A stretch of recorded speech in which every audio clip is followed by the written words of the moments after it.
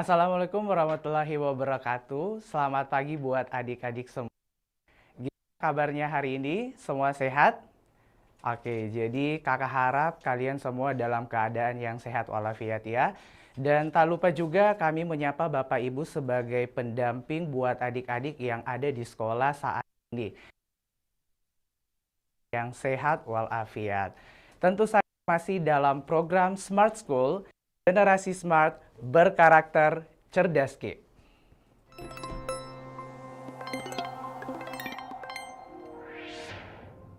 Oke adik-adik, perkenalkan nama kakak Andrean Johnson dengan panggilan Kak Andre. Jadi hari ini selama 45 menit ke depan kita akan belajar untuk materi Bahasa Indonesia UTBK. Dan yang adik-adik ketahui kalau misalnya untuk materi Bahasa Indonesia UTBK itu ada 3 item yang adik-adik harus kuasai. Dan itu apa-apa saja Kak? Yang pertama itu ada yang namanya pengetahuan dan pemahaman umum, yang kedua pemahaman bacaan dan menulis, dan yang ketiga adalah literasi bahasa Indonesia. Dan untuk pertemuan akan belajar untuk materi pemahaman bacaan dan menulis. Seperti yang adik-adik ketahui, kalau misalnya ada perubahan untuk ujian UTBK di tahun 2025 ini. Jadi kalau untuk PBM, dia itu ada 20 soal dan adik-adik harus kerjakan dengan waktu 25 menit. Jadi seperti itu. Oke, langsung saja kakak rasa kalian sudah sangat excited untuk melihat dan membahas soal-soal mengenai pemahaman bacaan dan menulis. Oke, kita langsung saja masuk soal nomor pertama. Satu bentuk contoh soal untuk materi PBM. Nah, kalau adik-adik perhatikan, di soal di situ dikatakan penulisan kata yang tidak tepat. Nah, penulisan kata yang tidak tepat. Oke, jadi adik-adik di sini ada kata tidak tepat. Jadi kalau misalnya adik-adik berpikir gimana sih Kak cara kerjanya kalau misalnya di soal dia mintanya penulisan kata. Nah, jadi ada tips dari kakak untuk pengerjaan soal seperti ini. Dan untuk lebih lengkapnya ada 3 hal yang adik-adik harus perhatikan kalau misalnya di soal dia minta penulisan kata yang salah. Nah, jadi hal yang perlu adik-adik perhatikan kalau misalnya dia berbicara mengenai penulisan kata, itu kita boleh cek atau perhatikan lewat yang pertama dari kata itu apakah dia itu baku atau tidak.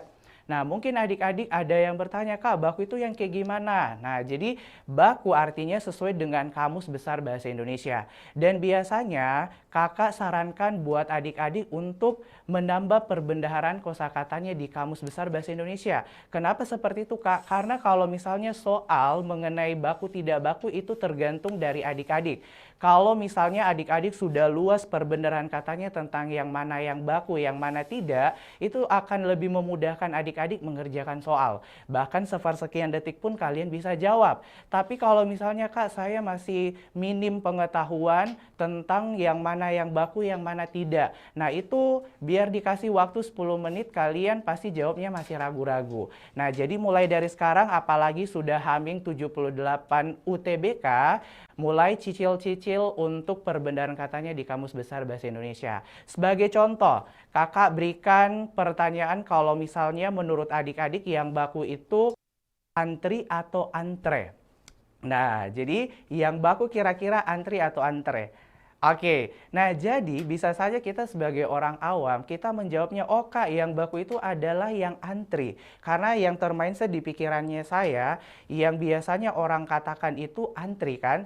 Nah, tapi kalau sebenarnya kita cek di Kamus Besar Bahasa Indonesia, yang baku itu sebenarnya adalah yang antre. Nah, jadi hal-hal seperti itulah yang adik-adik harus perhatikan karena biasanya ternyata yang agak aneh itu ternyata itulah yang malah bagus dan sesuai dengan Kamus Besar Bahasa Indonesia. Jadi, yang pertama kalau misalnya penulisan kata kita perhatikan lewat baku tidaknya. Nah, ini segala kemungkinan ya adik-adik, misalnya, Kak saya lihat di dalam opsinya, kebetulan di opsinya itu semuanya baku Kak. Jadi gimana saya mau dapatkan penulisan kata yang salah? Nah, jadi untuk cara yang kedua, kalian boleh lihat dari segi penulisan di. Oke, penulisan di.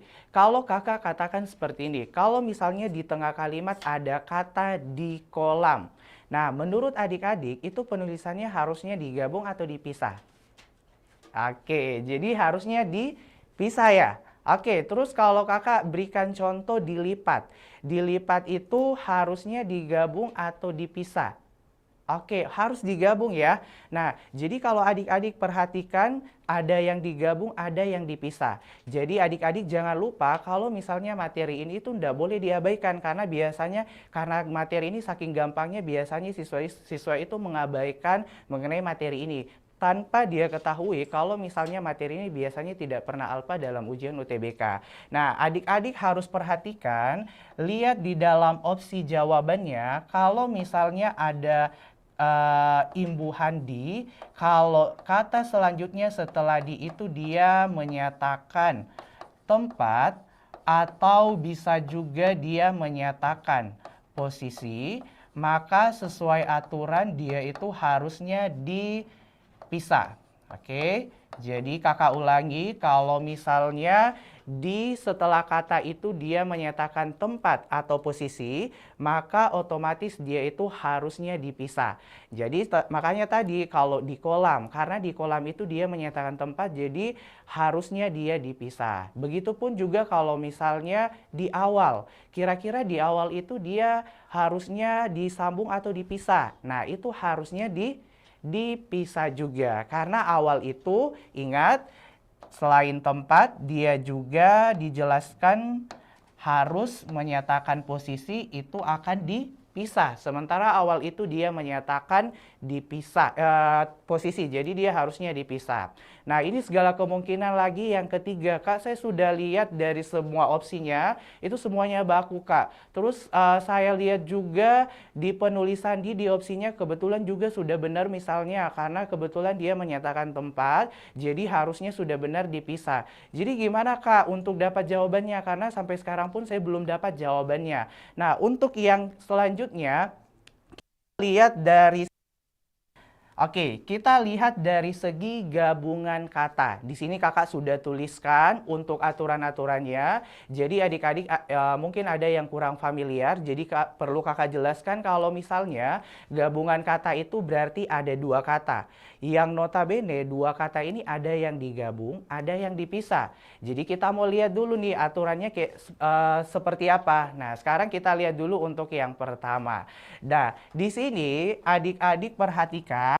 Kalau misalnya gabungan katanya itu, oke, jadi kalau gabungan katanya itu kata pertamanya kata dasar. Maksudnya kata dasar itu kayak gimana, Kak? Jadi kalau misalnya katanya itu tidak pakai imbuhan, berarti itu dikatakan kata dasar. Jadi kalau kata pertamanya dasar, kata keduanya dasar, berarti untuk dari segi aturan itu harusnya dipisah. Oke, jadi kalau dasar-dasar itu harus dipisah.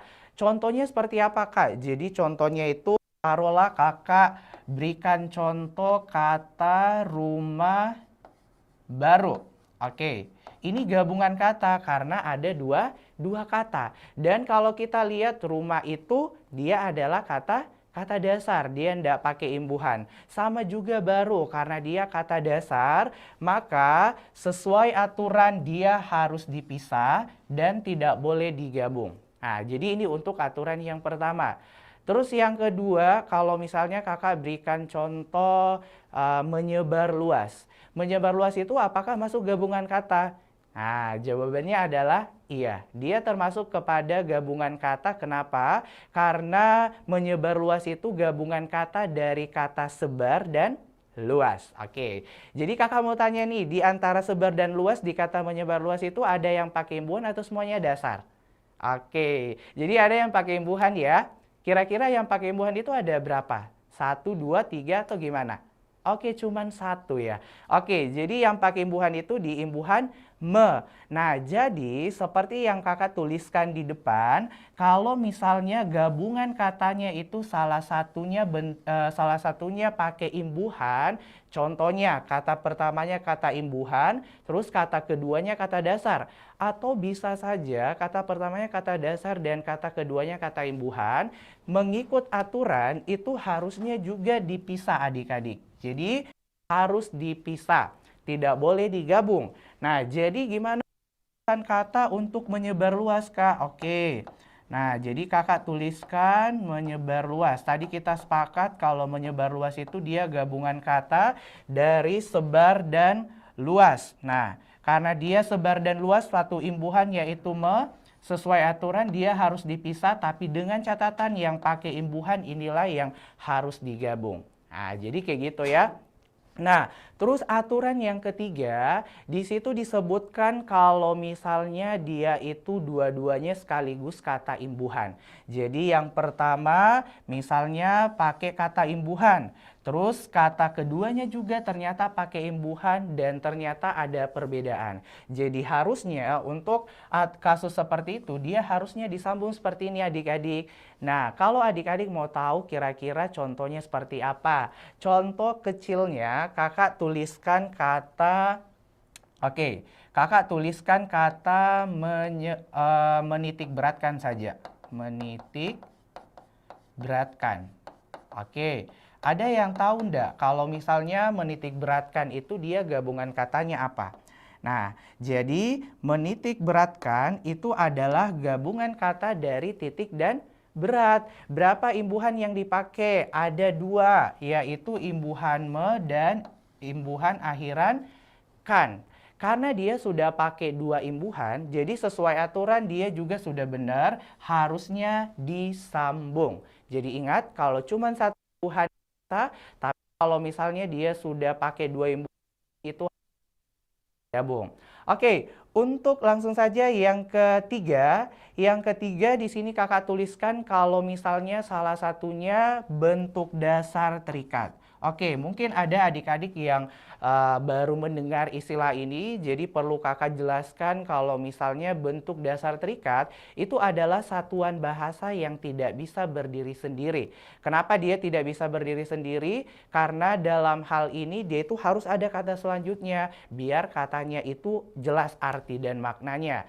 Jadi kalau misalnya adik-adik temukan ketika baca ada kata yang kayak setengah saja, berarti itu bisa jadi bentuk dasar terikat. Jadi kalau sesuai aturan ingat dia harus disambung ya.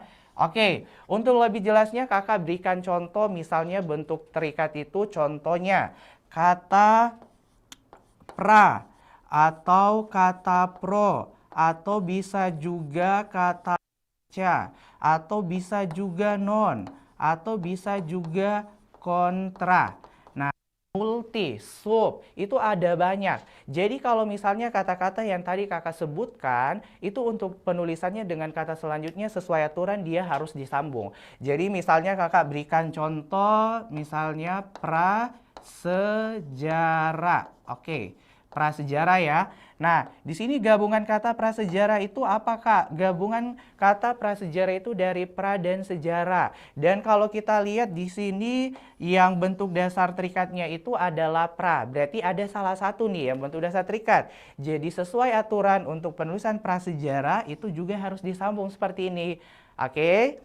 Nah, oke, gimana Kak kalau misalnya nonaktif? Oke, kita lihat ya kalau misalnya di soal tiba-tiba ada kata menjelaskan kata nonaktif.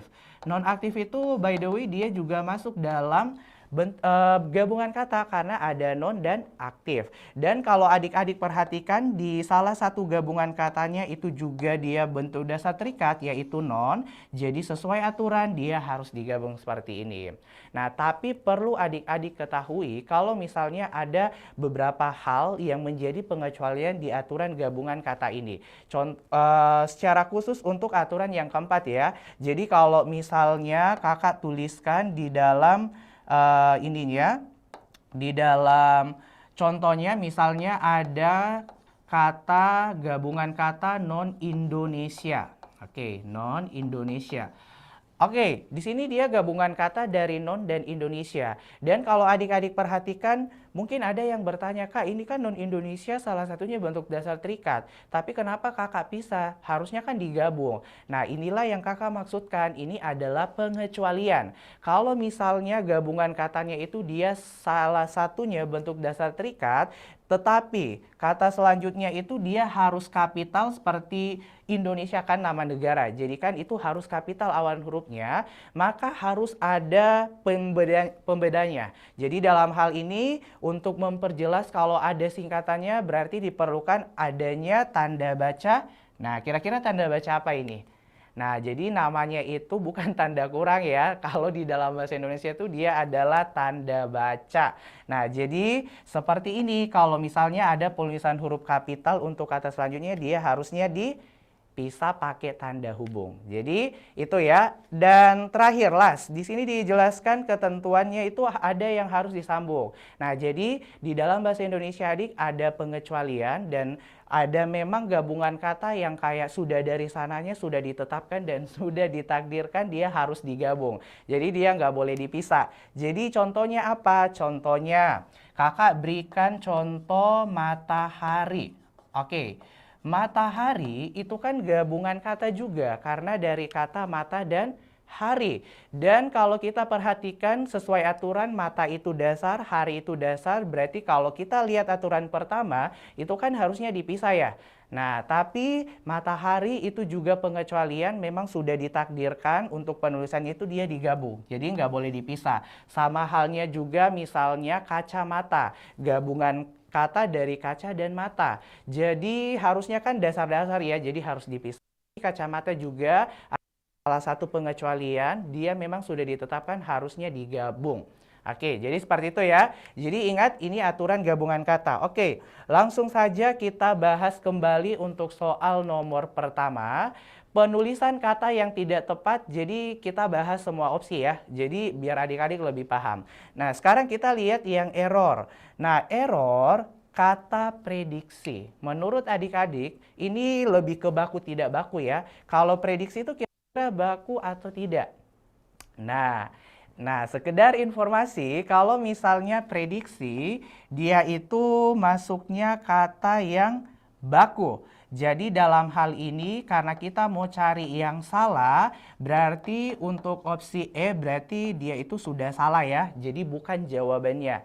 Oke, lanjut lagi di delta. Di situ ada kata stasiun. Menurut adik-adik untuk penulisannya ini sudah benar sesuai dengan KBBI atau tidak? Oke, jadi sudah benar juga ya. Berarti kayak prediksi dia itu baku, jadi so far bukan jawabannya. Sekarang kita lanjut yang Charlie, di situ ada kata risiko. Nah, kira-kira nih resiko atau risiko, pakai I atau E yang baku? Nah, jadi ingat ya adik-adik, harus diperbanyak perbandingan katanya. Mungkin adik-adik ada yang menjawab, Kak, yang bakunya itu resiko. Karena kan orang biasanya bilang resiko. Nah, but just information, sekedar informasi kalau misalnya yang bakunya itu adalah yang pakai I. Risiko bukan resiko. Jadi karena kita cari jawaban yang salah, berarti yang cari juga itu berarti cari itu juga bukan jawabannya. Oke, sekarang sisa opsi A dan opsi B. Kebetulan adik-adik kalau perhatikan di sini ada di, dan ingat D-nya itu kapan dipisah? Oke, D-nya itu dipisah kalau dia menyatakan tempat. Nah, menurut adik-adik pasar tempat atau tidak? Pasar ya. Oke, tempat ya. Kalau pasar ya, berarti sudah benar enggak ini di pasar dipisah? Oke, benar. Nah, berarti ini juga salah. Dan satu-satunya opsi berarti jawabannya adalah bagian alfa. Nah, mungkin adik-adik ada yang bertanya, Kak, apa sih jawabannya alfa? Apa yang salah? Yang salah itu dia kan non-linear. Ada dua kata, berarti include-nya dia masuk di gabungan kata. Dan kalau adik-adik perhatikan di sini ada kata non, yang dimana non itu adalah salah satu bentuk dasar terikat. Jadi masih ingat enggak? Aturannya harusnya disambung atau dipisah? Oke, jadi dia harusnya disambung. Jadi untuk penulisan benarnya untuk non-linear itu bukan dipisah, tapi dia harusnya digabung seperti ini. Nah, berarti sudah benar ya, jawabannya alfa ya. Oke, aman? Oke, jadi sarannya kakak ingat ya, kalau penulisan kata ingat lihat dari baku, penulisan di, dan aturan gabungan kata. Oke, langsung saja kita lanjut ke soal nomor kedua. Nah, soal nomor 2 kalau kita perhatikan ini cuma berupa clue. Di sini ada kata di antara untuk yang soal kedua. Di antara kita mau perbaiki penulisan katanya. Nah, tadi kan kita belajar untuk penulisan kata apa-apa saja yang harus diperhatikan. Dan kalau ada perhatikan, di situ kan ada ini. Di sini kan ada kata dia itu masuk dalam penulisan di. Nah, di kalau kita lihat itu kan harusnya dipisah kalau menyatakan tempat dan posisi. Kakak mau tanya nih, antara itu kira-kira tempat atau tempat posisi atau bukan? Kalau kakak bilang kayak gini, ambilkan buku saya di antara meja dan kursi itu. Kira-kira itu menyatakan posisi atau tidak? Menyatakan posisi ya. Jadi karena antara itu dia menyatakan posisi, otomatis dia itu sudah benar harus dipisah. Jadi jawabannya A sampai E kira-kira yang benar yang mana? Otomatis secara logika sesuai aturan kan harusnya sudah benar yang alfa. Jadi tidak perlu diperbaiki adik-adik karena dia sudah benar di posisi jadi harus dipisah. Oke, aman ya? Oke, next untuk yang ketiga ini ada tahun. Tapi kalau kita lihat di sini ada akhirannya an, 1980-an. Kira-kira gimana Kak penulisan yang benar? Jadi just information atau sekedar informasi kalau misalnya untuk aturan ini dia itu berkaitan dengan aturan tanda hubung. Jadi perlu Kakak jelaskan ya. Jadi kalau misalnya untuk tanda hubung dia itu ada beberapa aturan dan mungkin kalau misalnya tanda hubung yang adik-adik sangat familiar itu tanda hubung itu digunakan kalau yang pertama kebanyakan di kata ulang. Jadi kata ulangnya itu misalnya apa? Contoh simple saja, misalnya buku diulangi kembali. Jadi karena dia kata ulang berarti otomatis sesuai aturan itu harusnya pakai tanda hubung. Dan kakak yakin untuk tanda hubung yang kata ulang pasti kalian sudah sangat familiar. Nah, tapi perlu kakak jelaskan untuk aturan yang kedua kalau misalnya ada kata ke atau preposisi ke, terus dia itu selanjutnya berupa angka, jadi diantaranya itu harus ada tanda hubung. Oke, kalau ada kata ke, next-nya atau selanjutnya angka berarti dia harusnya pakai tanda hubung. Contoh kecil saja misalnya pada abad ke-2. Nah, karena ada ke berarti otomatis sesuai aturan kakak tuliskan ada tanda hubungnya. Oke, terus sama juga kalau misalnya dia itu berupa angka yang dimana angkanya itu diakhiri an, berarti otomatis pemisahnya itu harus ada tanda hubung juga.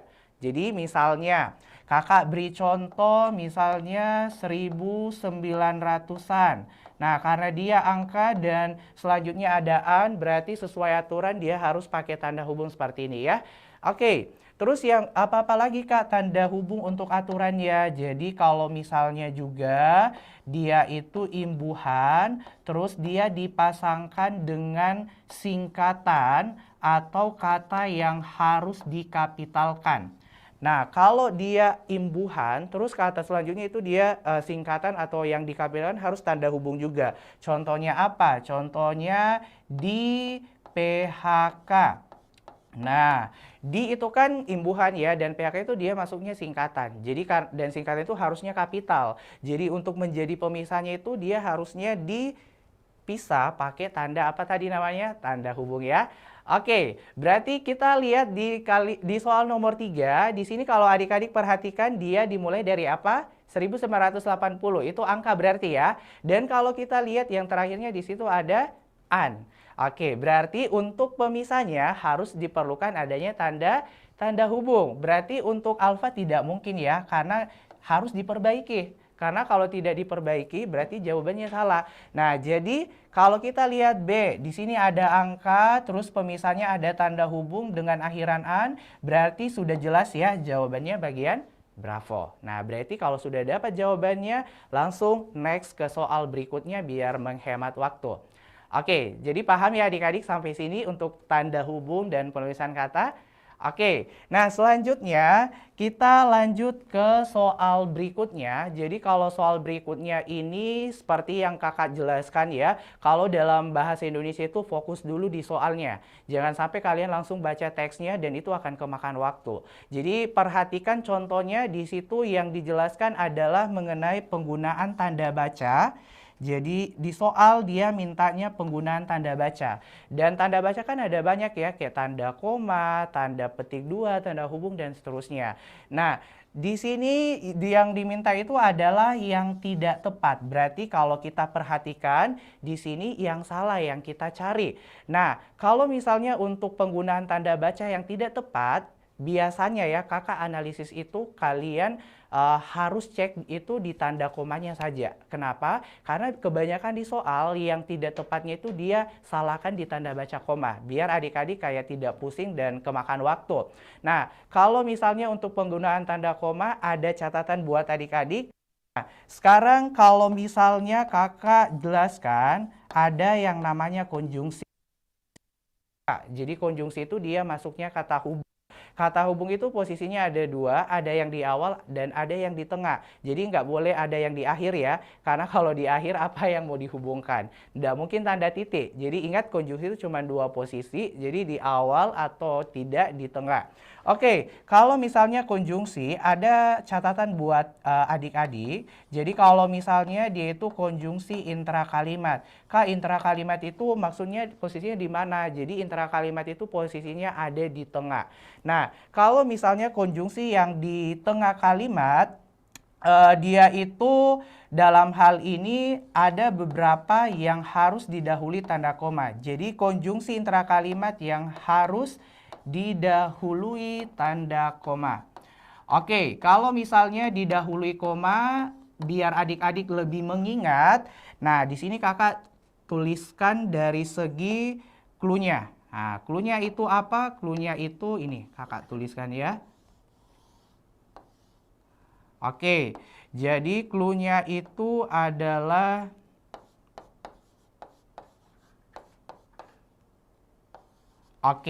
clue-nya itu adalah TSM ya. Nah, jadi ini bukan nama mall ya, jadi nggak ada NIPA ya dan seterusnya. Jadi ingat clue-nya TSM ya. Nah, jadi kita lihat untuk yang pertama, dia kasih clue huruf T. Berarti dalam hal ini ada yang tahu ndak? Kalau misalnya huruf T itu konjungsi apa kira-kira? Nah, jadi kalau misalnya untuk yang pertama, T-nya itu adalah konjungsi tetapi. So, kalau misalnya dia itu ada di tengah kalimat, berarti sebelum tetapi itu harus ada koma. Jadi seperti ini. Jadi kalau misalnya tidak ada koma itu benar atau salah? Salah. Karena ingat, dia itu masuk dalam konjungsi tengah kalimat yang harus didahului tanda koma. Terus yang kedua ada S. S-nya itu apa? S-nya itu dia pakai konjungsi sedangkan. Sama halnya, jadi sebelum konjungsinya harus ada koma dan M-nya itu adalah konjungsi melainkan. Oke. Dan terakhir ada ya. Iya-nya itu konjungsi apa kira-kira? Nah, jadi iya-nya itu dia masuknya konjungsi yaitu atau yakni. Nah, jadi adik-adik perlu kakak ingatkan, ini adalah konjungsi yang kasusnya ada di tengah kalimat yang harus didahului tanda koma. Jadi ingat ya, TSM ya. Nah, jadi di situ ada tetapi, sedangkan, melainkan, yaitu, yakni. Nah, berarti coba kakak sudah spill clue-nya. Sekarang coba perhatikan adik-adik dari kalimat nomor 1 sampai nomor 5. Kira-kira penggunaan tanda komanya itu sudah benar atau ada yang tidak tepat? Nah, kakak sarankan biar tidak kemakan waktu, lihat dulu di kalimatnya yang ada pakai konjungsi yang kakak tuliskan di slide-nya. Tetapi, sedangkan, melainkan, yaitu, yakni. Oke, jadi kalau kita lihat di situ ada di kalimat 5 ya. Kalimat 5 itu dia pakai konjungsi apa? Nah, dia pakai konjungsi yaitu. Dan kalau kita lihat penggunaan tanda komanya itu salah. Kenapa? Karena konjungsinya dulu baru koma. Sementara seperti yang kakak tuliskan tadi, kalau misalnya yaitu, dia itu masuknya ke konjungsi tengah kalimat yang harus didahului tanda koma. Jadi harusnya penulisan benarnya itu sebelum yaitu harus ada komanya. Jadi dapat ya jawabannya ya? Oke, jadi jawabannya itu ada di opsi kalimat 5. Jadi perhatikan konjungsi tengah kalimat yang didahului tanda koma. Oke, aman? Oke, jadi kita lanjut di pembahasan selanjutnya. Jadi kalau misalnya pembahasan selanjutnya itu menjelaskan tentang kesalahan penulisan huruf kapital. Nah, kalau misalnya kakak tanya, huruf kapital itu gimana sih penggunaan benernya Kak? Jadi kan kalau huruf kapital otomatis yang wajib itu awal kalimat harus ya dikapitalkan. Terus yang kedua nama negara. Terus yang ketiga, dia juga itu masuknya nama tempat. Terus bisa juga gelar, singkatan, dan juga masuk ke sapaan dan seterusnya. Nah, tapi kakak mau tanya dulu, kalau misalnya untuk aturan huruf kapital, kan kita mau cari yang salah ya. Jadi kakak kasih clue untuk soal nomor selanjutnya. Jadi clue-nya itu apa? Jadi kalau huruf kapital itu ada catatan buat adik-adik. Kalau misalnya huruf kapital, oke, huruf kapital ada juga aturan yang dikatakan kalau misalnya dia itu katanya geografis disertai penjelas, maka dia harus kapital geografisnya. Jadi geografis disertai penjelas. Oke, kalau kita berbicara geografis, geografi kan berarti berkaitan dengan letak, daerah, dan seterusnya ya. Nah, jadi kalau misalnya untuk geografis, dia ada penjelasnya, berarti geografisnya harus kapital. Jadi contohnya apa Kak? Contohnya kota, sungai, pantai, gunung, jalan, desa, kecamatan, kabupaten, dan seterusnya. Jadi kalau ada penjelasnya, itu yang kata kakak sebutkan itu awalnya harus kapital kalau misalnya dia di tengah kalimat. Oke, jadi langsung saja kalau misalnya di tengah kalimat ada kata Gunung Rinjani. Oke, Gunung Rinjani. Ini kasusnya kalau di tengah kalimat ya. Nah, Gunung Rinjani di sini dia ada geografisnya enggak? Oke, ada ya. Jadi kalau kita perhatikan di sini ada ini. Geografisnya itu dikata gunung. Oke, karena gunungnya ini ada penjelasnya kalau misalnya gunungnya itu Gunung Rinjani, berarti meskipun di tengah kalimat, G-nya itu juga harus kapital. Nah, pertanyaannya kakak, kalau misalnya tidak ada Rinjani, perlukah dikapitalkan atau tidak gunungnya? Jawabannya tidak. Kalau cuman gunung tidak ada penjelasnya berarti tetap kecil kalau misalnya di tengah kalimat. Berarti kakak mau tanya kalau misalnya Pantai Losari di tengah kalimat itu yang kapital yang mana? Apakah cuman L-nya semuanya kecil atau P dan L-nya? Nah, jawabannya adalah oke, jadi jawabannya P dan L-nya ya, good job. Kenapa P dan L-nya harus kapital? Karena geografisnya itu adalah pantai, dan pantai ini ada penjelasnya kalau pantainya itu adalah Pantai Losari. Jadi P dan L-nya itu harus kapital. Tapi seperti yang kakak jelaskan di bahasa Indonesia itu ada pengecualian. Jadi adik-adik misalnya kakak tuliskan contoh kawasan. Ada pengecualian ya adik-adik, kawasan sama wilayah itu kan dia bisa kita katakan jatuhnya juga geografis. Tapi kalau misalnya ada penjelas di kata kawasan dan wilayahnya, itu adik-adik tidak perlu kapitalkan wilayah dan kawasannya karena dia itu pengecualian. Jadi misalnya kawasan Makassar di tengah kalimat ya, kawasan, oke, kawasan Makassar. Nah, di sini meskipun kawasan itu dia adalah geografis, tapi karena dia itu pengecualian, meskipun ada penjelasnya kalau kawasan itu kawasan Makassar, dia itu yang kapital cuman M-nya saja. Nah, ya M-nya saja karena kawasan itu pengecualian. Jadi dia itu tidak boleh kapital sama kayak wilayah. Nah, kalau misalnya kawasannya itu baru masuk di singkatan, barulah di situ harus dikapitalkan kawasannya. Jadi tahu enggak KIMA? Nah, KIMA itu apa kepanjangannya? Kawasan Industri Makassar. Nah, jadi kalau misalnya karena KIMA itu kawasan masuk dalam singkatan, jadi otomatis kalau kita mau tuliskan kepanjangannya, kawasannya itu nggak boleh dikecilkan karena dia masuk singkatan. Jadi masing-masing awalan huruf di masing-masing kata kalau aturan singkatan itu harus dikapitalkan. Jadi kawasan, K-nya harus kapital, industrinya I-nya harus kapital. Tapi kalau kakak berbicara kawasannya itu dia tidak masuk singkatan, meskipun ada penjelasnya, K-nya itu tetap kecil. Oke, jadi kayak gitu ya.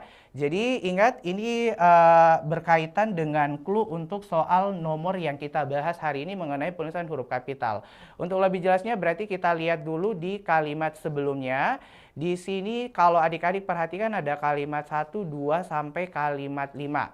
Oke, kalau kita lihat di sini ada kata kabupaten. Geografis. Nah, jadi kabupaten dia geografis, tapi ada penjelasnya. Jadi masing-masing harus kapital. Sama juga ini berarti sudah benar.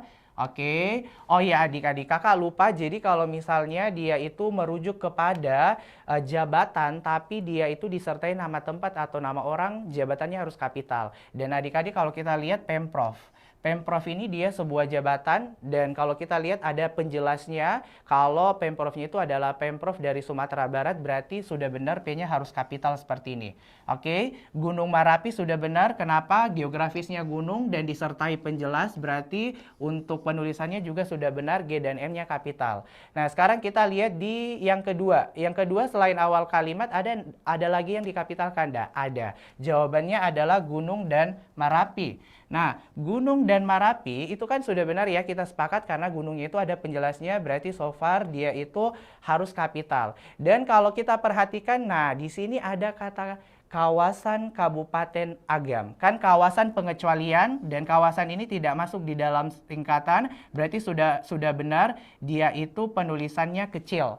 Nah, tapi yang menarik kita lihat di sini ada kata Kabupaten Agam. Dan kalau kita sudah pelajari kabupaten kan dia masuknya tata letak ya, berarti geografis. Dan kalau kita lihat kabupatennya ini ada penjelasnya yaitu Agam, berarti K-nya ini harus kapital. Oke, K-nya harus kapital. Sementara di kalimat 2 dia kecilkan.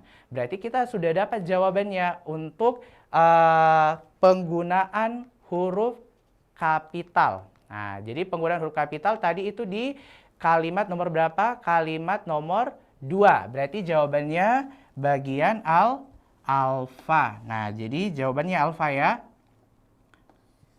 Oke, nah jadi itu kalau misalnya untuk huruf kapital.